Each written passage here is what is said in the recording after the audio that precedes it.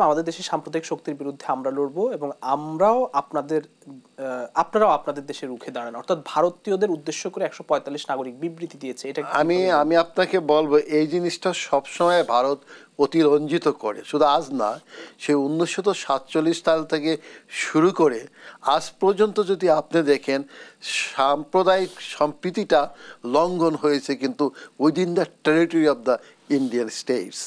ভারতের যে ভৌগোলিক সীমানা তার মধ্যে আমরা দেখব সাম্প্রদায়িক যেই সম্প্রীতিটা এটি আমরা দেখব লঙ্ঘিত হয়েছে। আমরা গবেষণা দেখিয়েছি 47 থেকে শুরু করে যখন 71 পর্যন্ত ইউনাইটেড পাকিস্তান ছিল তখনও দেখব ওইখানে কিন্তু সাম্প্রদায়িক দাঙ্গা হাঙ্গামা অনেক বেশি হয়েছে।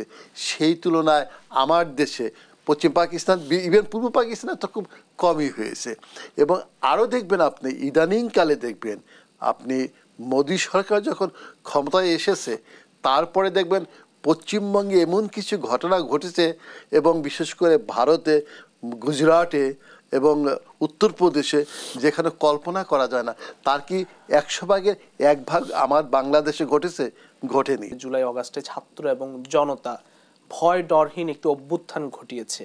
এই বাংলাদেশের ভবিষ্যৎ কোথায় দেখেন, এই ঐক্যবদ্ধ বাংলাদেশ? আপনি এটা হচ্ছে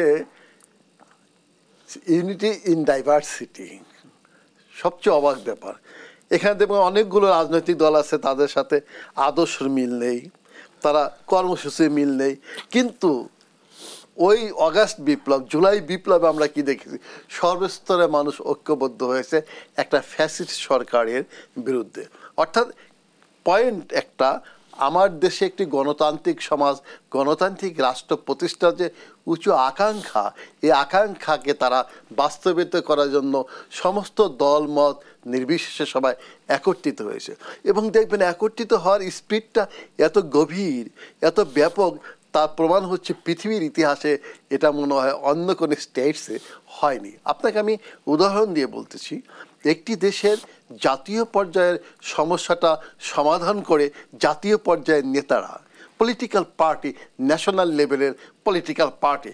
কিন্তু আমার এখানে এই সমস্যাটা, অর্থাৎ 15 বছরের পতিত সরকারের যেই অপকর্মগুলো এবং যে অপকর্মের ফলে এই ঘটনাটা ঘটেছে, সেটা কিন্তু নেতৃত্ব দিয়েছে ছাত্র সমাজ। ভারতের তথ্য আগ্রাসন এর কোনো ভবিষ্যৎ আছে? ষড়যন্ত্র তো সে 15 বছর যখন 1/11 পরে যেটা শুরু হলো, ওদিন থেকেই তো ষড়যন্ত্রের যাত্রা শুরু হয়েছে। ষড়যন্ত্র অবশ্য আছে, ভবিষ্যতে তো ষড়যন্ত্র থাকবে কেন?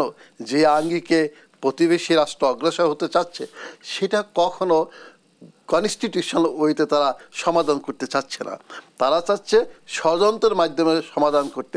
আমি উদাহরণ দিয়ে আপনাকে বলতেছি, এই মাসখানেক আগে, এমনকি কয়েকদিন আগেও প্রতিবেশী রাষ্ট্রের থিঙ্ক ট্যাঙ্কস যারা, তারা মিটিং করে কি বলছে, ওই পতিত সরকারটিকে আবার বাংলাদেশের ক্ষমতায় আনতে চাচ্ছে।